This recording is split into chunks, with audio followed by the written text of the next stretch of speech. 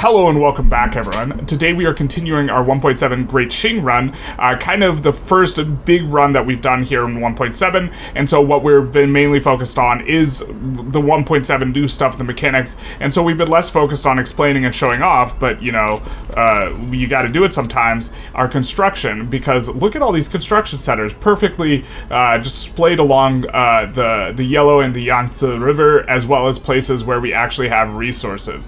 But that in mind, what we happened last episode is we finally... What market was that? Guatemalan market. Excuse me. Are you okay? Stranger danger. There's problems in Europe. I guess you know what, it's probably just not, this is probably a visual bug. Anyways, last episode we finally gained recognition. We became the #1 great power instantly, and it's taken us till 1885 in order to get recognition. What this means is, though, it means we're going to be able to form our own bloc. But before we do, there's a very important question we must ask ourselves, and that question is, how many tickles does it take to make an octopus laugh? I'll give you a chance to answer. Yeah, okay. If you're not a dad, walk out. Because it takes 10 tickles. So we will be making our first, power block here. Mr. Tentacles, the power block. That's Tentacles himself. As you can see, we've customized him perfectly. Of course, he's an octopus, so he belongs in a water park. He's an octopus, so he's an octopus. That much is certain. He's a fancy octopus, so he's got a top hat. He's got an armorly sphere. Wasn't really sure what we should do. Actually, you know what? Globe. We're going to dominate the globe. This is called the Belt and Road Initiative that we're going to do here as China. And so we're going to be doing stuff. And of course, you gotta keep your crude hoe with you. So we've also have a crude hoe in our hand as well. As far as the emblem goes, we can customize this as well. We've chosen kind of the most East themey stuff along with the octopus themey stuff because octopuses are for everyone. And now we have our central identity pillar. Now, as far as the version of the game that I am playing, which is a little bit different than what you will be receiving, currently Sovereign Empire is bugged. I think otherwise we might pick Sovereign Empire. I think other than that, we have to take a look at the primary principal groups, and we won't go into too great a detail on all of these because that is a lot to take in, but I think that overall, the ones that have the best are Sovereign Empire and Trade League, where it forces you to take one of these. I think Ideological Unions, principles, where it's going to force you to use one of your 4 principal groups. I think these aren't very good. I think the military treaty ones are both like F tier, and the religious convocation ones are both like kind of F tier-ish. These things might change before release in terms of balance. I'm planning on trying to give some balanced feedback on this in order to make some of these more viable, especially the military treaty ones just seem like real bad. But so what we will be selecting is Trade League and Internal Trade, which I think is one of the better ones, and that tooltip is in back of the bus. Okay.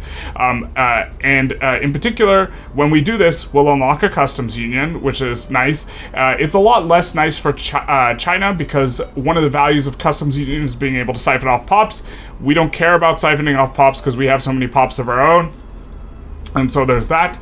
But what this will be doing is this will be giving us company throughput bonus, tariffs on exports outside block, tariff on import inside block, 10% infrastructure, as well as some convoys. The external trade, I think, is not as good, but this will require some trade or some thought because influential trade center. Oh, it's giving +2. Someone told me I think it was 1 influence per level, +2 influence per level. That's 100% more.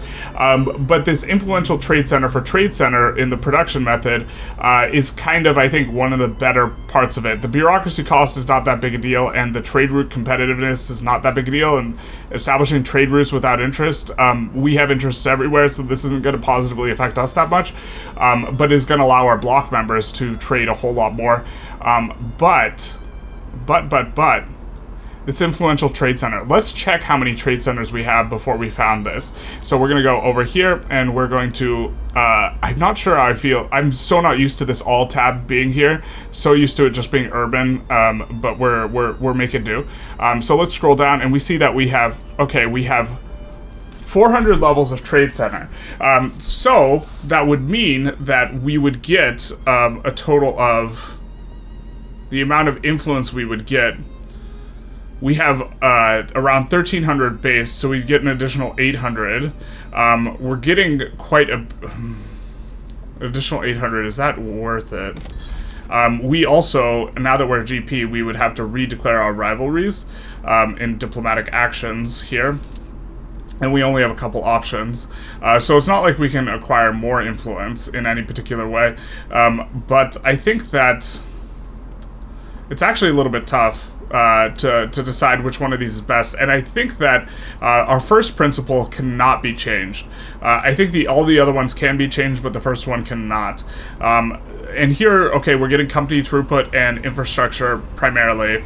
And to be fair, the convoys and this is going to be able to increase trade.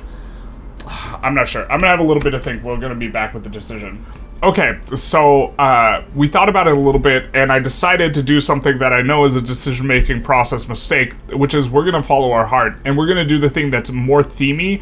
I think that what we're trying to do is we're trying to pull people into our block, we're trying to tentacle them, and then once they're in the block, we are going to be internally oriented in regards to what we're doing, kind of inwardly facing, and so because of that, I think that for the sake of theminess, and also possibly meta, but it's a decision-making mistake. We're going to go with internal trade, and it's going to cost us 1 mandate. As we pull more people into our block, we'll get access to more ticking mandate progress. Mr. 10 Tickles has the internal trade modifier, so I think if we... can we form power block? Oh, insufficient influence? The truth hurts.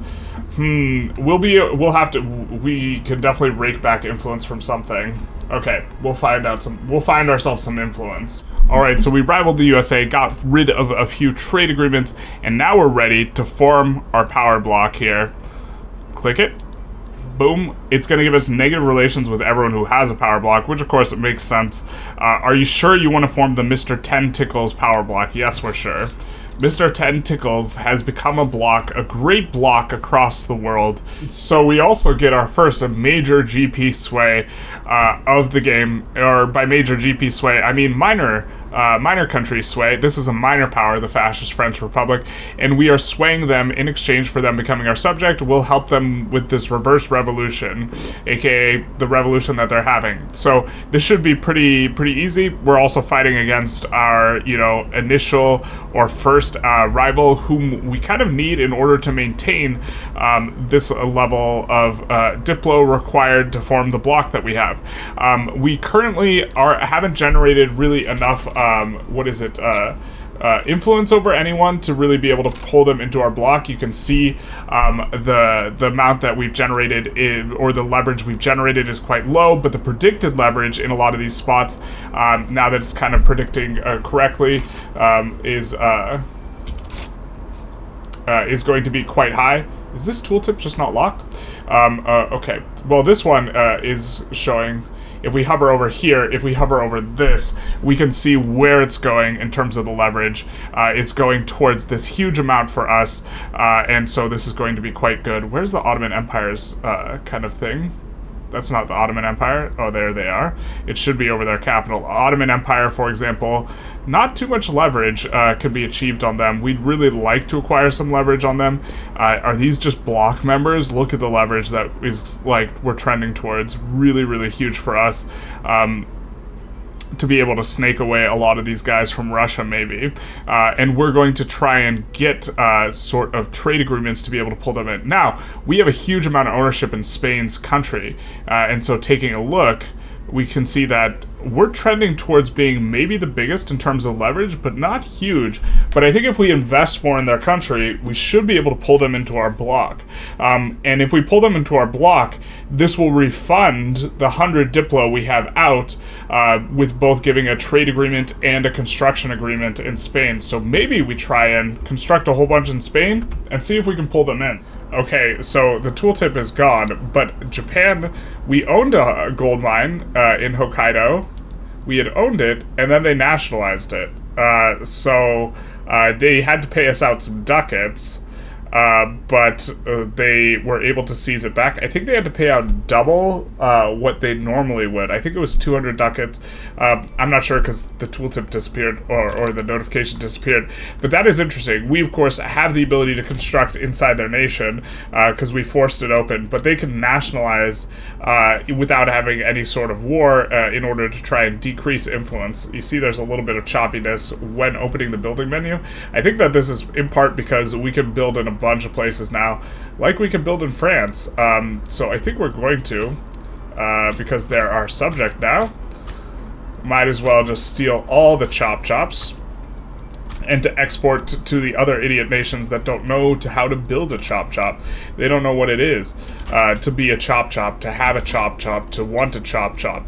Now, for the power block, we are seeing no change yet because we haven't really finished any of the buildings, but just kind of getting a little bit of a baseline here, where I think we're trending towards being just slightly under the next biggest guy with 26 of the percent of the leverage share versus 30%, and we're trying to see if we can make that a little bit better. So we can now erect power block statues in honor of Mr. Tentacles. Not sure, is this just one in every state that we can do? And so we're just going to have to run down the entire line, making one in every single state, because what this is going to give us is not inconsequential. It's going to give us per level modifiers plus 10% infrastructure per 100 population, extra trade route competitiveness, and prestige. This is pretty substantive. I'm wondering what... I guess this is from our initial kind of power block, but we're just going to have to go in and just do this and sort by can we build it there, and then things are a little bit choppy in the build screen. I think it's because we can build in other countries. This is like kind of where the performance is maybe a little bit hurt. Anyways, we'll get through building these everywhere. Everywhere, because we definitely want all that cheddar. Right? Let's take a closer look at the power block statue, which of course features Mr. Tentacles himself. Except it doesn't yet. Alright, so, but we are expecting this to get per level. Is it really just going to give us 10% infrastructure per... If this doesn't increase the cap, it's actually not that useful. The trade route competitive is no way it stacks with every single province. We just get 10%. Also requires tooltip unlocked by identity. Yeah, that's true. But the prestige is also pretty nice too. An extra like 300 or so prestige flat. It's definitely worth it. So we will be building the statue. I think it'll look like, once it's complete, it'll look like Mr. Tentacles, but right now it looks like this dude.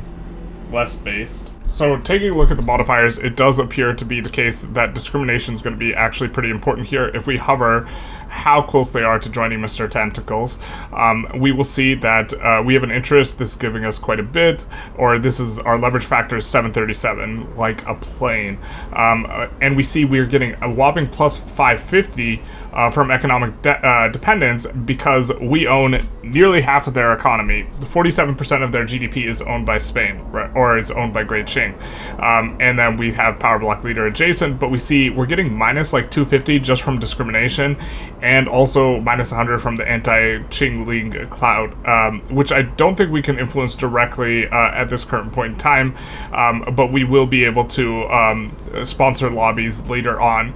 I think it's currently bugged in this version of the release, so you guys should be able to do it, but I cannot.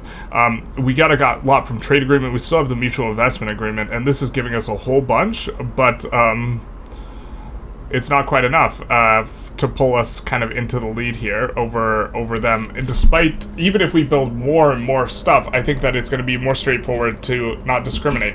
And so this is, I was thinking that the discriminatory meta would kind of be okay, but I think that we're going to need to find a way on the multiculturalism here as a result of this, as well as try and go total separation, which is going to be tough.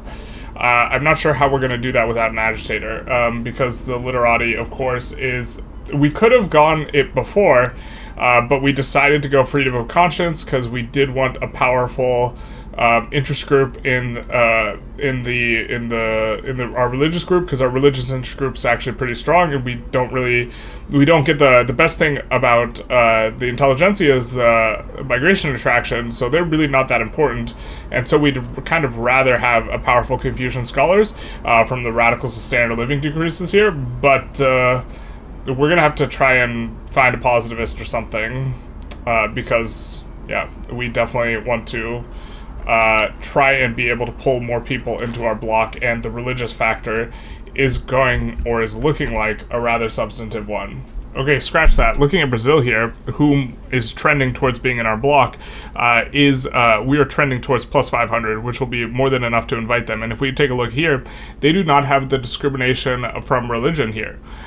So that implies to me that it is the Spain's discrimination of religion that's preventing us from pulling them into the bloc, which is going to make it so that the Europeans are going to be much better at pulling people into blocks, and religion is kind of going to matter in terms of who you can pull into the bloc, because they will often discriminate against you. Unless we could somehow force them to not discriminate or go freedom of religion, like in the case of Spain, it's going to be difficult for us to pull this type of country into our bloc because of the state religion. Also the anti-Qing League, which I'm guessing is a result of our rampant investment there. I'm guessing that's what created that.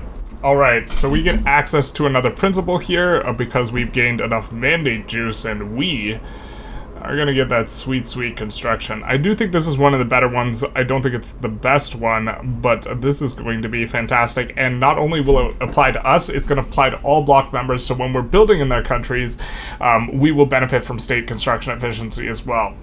So this is going to be fantastic. We're going to lock it in. And if I recall correctly, this does unlock, which one of these? The last one will unlock the United Construction Conglomerate, which is a company we're interested in using, which will give construction sector building throughput 20%. That's kind of a lot of throughput, so that's going to be a huge hitch in our construction costs when we get it.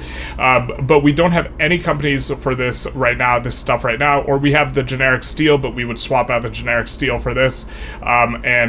Construction, it's going to be so good. We are going to still do part of the theme for the militarized industry, but it's not as important, at least early on. I mean, Mr. 10 tickles. Maybe we have to go for an investment. I wasn't planning on doing foreign investment kind of as the fourth thing. I was kind of thinking that advanced research would be pretty good for us, considering we're a little behind, and the maximum innovation investment, I don't know how good this is, but the minus ahead of time penalty is pretty substantive. So in either case, we'll lock in the 10% construction efficiency bonus right now, and we are going to be able to absolutely blast in outer space on the construction. We also get the first person inside of our group, even though it's not showing correctly. These guys are inside of our power block now. They are part of the Mr. 10 Tickles block. I think that this now prevents us from declaring war on them, or I'm not really sure if this prevents us from declaring war on them. We can't do it right now because we have a diplomatic play escalating at the moment, but it's looking like we're going to get Brazil too in pretty short order. Like already, if just every tick, it's heading up by 2, so we're slowly all over the map, as it were. Looks like we can pull Brazil into the block now, which is going to be nice. And so once they say yes, which we are certain they will, they do accept. They do accept. Some of the UI here is a little bit Alright, it hasn't updated. But also, it does seem to be the case that we can actually fund lobbies. Someone was remarking that this wasn't necessarily working super properly, but we're funding in Morocco, because Morocco is one of the few that is actually pretty close. We're pretty close to getting enough leverage, and it looks like we're trending towards having enough leverage to pull them in. We got investment rights, and then I think that once we have the trade agreement, I think that this... I don't know why we need a trade agreement if they're inside our block, because we have the same market. So this should nuke the trade agreement. No? We have the same market. And we have internal trade, so this isn't going to really do anything for us. The one that allows us to build in our country is still going to be useful, but kind of thinking this should go away. If we do this, the problem is this is going to... Oh, this is going to... Maybe it's for the leverage generation it needs to stay in. Something like that. We'll continue on. Trying to pass wealth voting, having a little bit of difficulty. Kind of regretting actually going freedom of conscience a little bit. We do kind of want the academics in the universities, so this gives us the choice to do that. But I was thinking, I eventually decided we wanted to pass religious schools anyways, and so this kind of creates a bit of a weird situation. Trying to keep the Confucian scholars powerful, but one of the problems is they roll kind of butt ideologies, at least for us right now. If they keep rolling traditionalism and this type of stuff, and we need them to have different ideologies in order to get them happy, and our interest groups aren't very happy because we have a lot of radicals, which we can't get rid of by abdicating, which is kind of how we've been doing it in 1.6, because there hasn't spawned like a single revolution. As far as agitators go, we don't really have much kind of going on, but I think that we would like to get multiculturalism at some point. I think, maybe. Another thing I was thinking about is, okay, these things actually, these statues take an enormous amount of construction to construct. They're 2,500 construction, so it's like several steel frame buildings. But I was also thinking we need to take a closer look at which block is giving what thing, because we're getting prestige and trade route competitiveness. There's no shot that this is trade route competitiveness for every single level, in which case we just insta have the most trade route competitiveness, if that's the case. But I think that the one for some of the other blocks, like not the trade league, but the empire one, is like +5 authority, that's a vibe. Like generating an additional 5 authority for if you have 100 states, that's 500 base authority, which would be for us like an additional like 700 authority to work with, because we're getting percent modifiers. Oh man, look at that! Look at the dragon. Everyone remembers the dragon, the great friend and assistant to the octopus. But yeah, we're gonna pull Morocco pretty soon here. All right, so we lock in construction level 3, which is going to allow us to swap out our company for one that I think will be a little bit better. Kaiping Mining Company is still struggling to get this up to the point where it's prosperous. It's kind of a classic problem of the railroad companies. Because of the way prosperity is calculated, it's hard for companies that have industries that are generally not so efficient, which railroads aren't, to get prosperity. After this, we'll try and export. Ooh, we can't disband this. That is a bit unfortunate. So we gain access to the company, but we don't want to use it yet. To be fair, we're working on a company tech, so that'll be the one we slot in.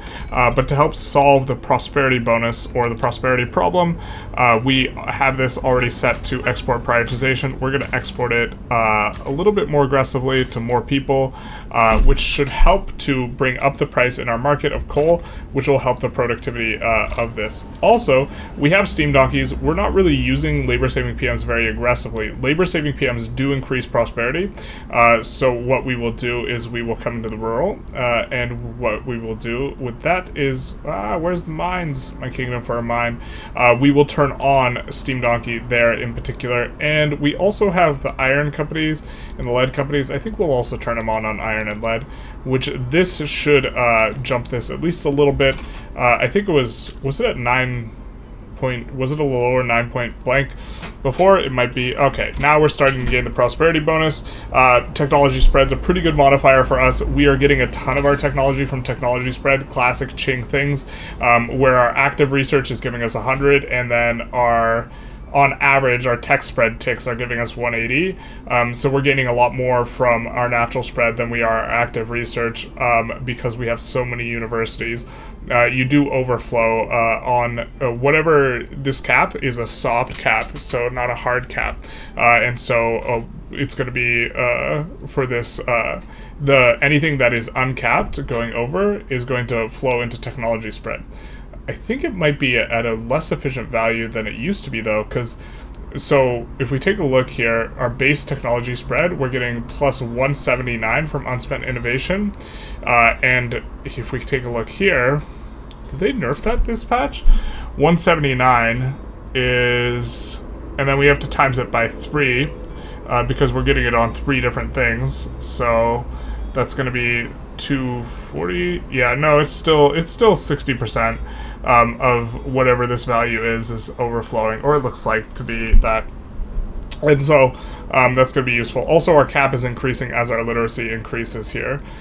So if we take a look here, we're looking to, I think we're passing law. Yeah, we're getting rid of child labor, unfortunately, so that we can try and get a little bit more literacy, passing the 40% mark, which was what we would need to get recognition faster. But yeah. Alright, so now we can disband this, and we do really like the 5% state construction efficiency, but we're going to let it go, and instead we are going to slot in a company that gives us steel and tools and glass, which are all so good for construction. And this is available to everyone. You just have to have the construction principle, which is going to be nice for the companies or the countries that do not have access to a really good tooling company, because I think this is a pretty significant upgrade from the generic tools, which gives the army offense. I generally don't think this is that good, and I think that having companies for arms industries and the other stuff is also not very good.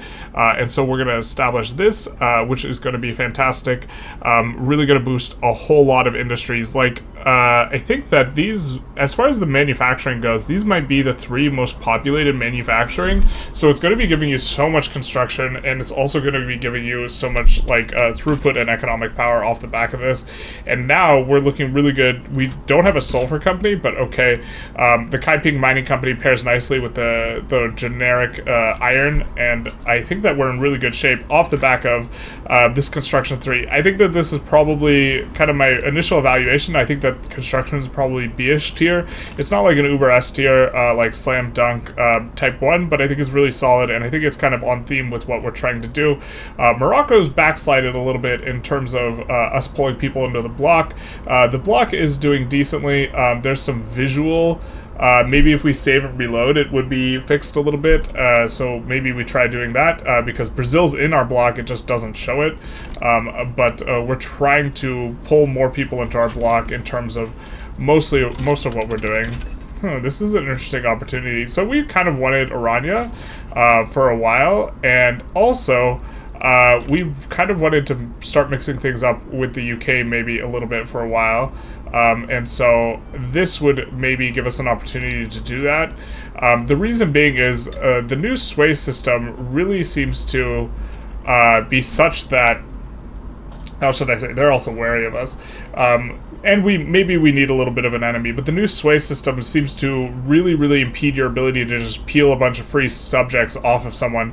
And so us being nice with Great Britain, it's going to be a little bit tougher. We currently have amicable relations. We need to tick that down. If we want to do something like release the Raj, release Canada in order to kind of break stuff up so that we can go for it. And also, again, we probably need, we've been kind of flying without any sort of opponents, so maybe this is a good one to go for here, and we're just going to mobilize kind of the bag here, and I think our fleet's probably bigger than Great Britain's, but I'm not 100% sure on this. Do we really only have 10 ironclads? That's... See, the thing is ironclads get obsoleted as a capital ship, but also maybe we want a little bit more right now just for this one war, and so we'll take a look at where we have unemployed people, and we will add another 20 or so.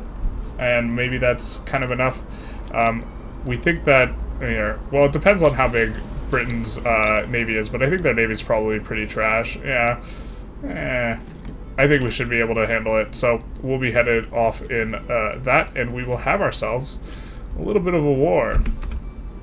So we've chained taking Aranya into siding with the proletarian revolt here in Cape Colony, trying to swap them over and, of course, piss off Mummy even more. Alright, so the trade route competitiveness, this is additive. We get all of this. We get a 472% trade route competitiveness, which implies that our trade routes just get to go in first. Now, trade route competitiveness is not a mechanic I understand as well as I would like, but we can see here, look at us just exporting these massive amounts of tools to Japan. And if we take a look at revenue, I mean, I wish I was better at evaluating and understanding what the benefit of trade route effectiveness is.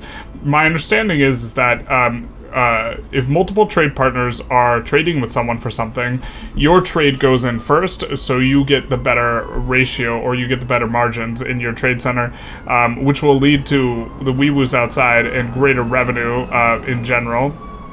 Even through the tariffs. Yikes, who's tariffing? Definitely him, because of we're on free trade. But that is a lot of trade route competitiveness. Like, no one's gonna have anywhere near that. So I'm not sure it's useful once you have the most to have additional marginal trade route competitiveness. And then we also are getting a lot of prestige from our monuments that we had built.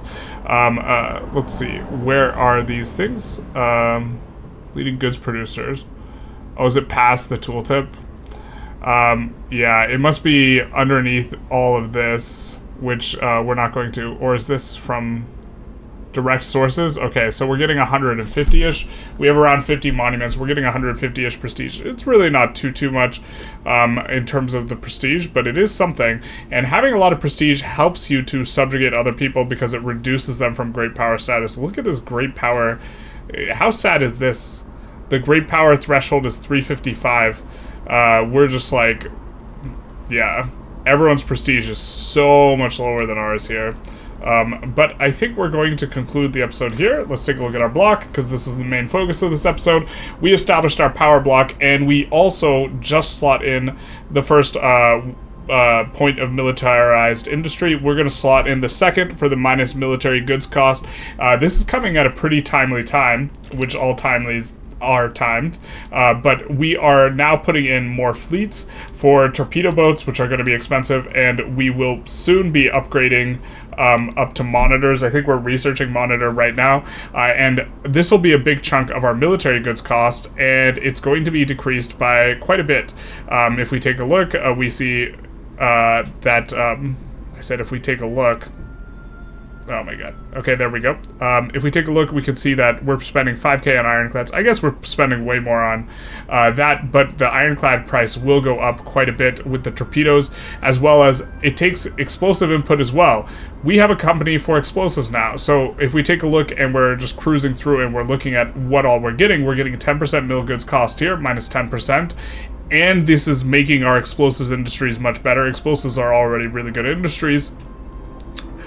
We are also going to be gaining from our power block this 15% here, so that's a total of 25% so far, and then we are also going to be gaining from here an additional 10% mil goods cost, so for 35%, and then here we will be getting, if we can get these guys, ooh, this is nice that we have a positivist, because we can go on to total separation if we wanted. It's not as important now, but we can make this guy happy. But if we get these guys happy, and we get this guys powerful, which we can do by promoting generals, we will get an additional 30% here for a total of minus 65% cost. So we already have in some minus cost modifiers to have it be such that we're only paying 95k. Is this a huge portion of our economy right now? No.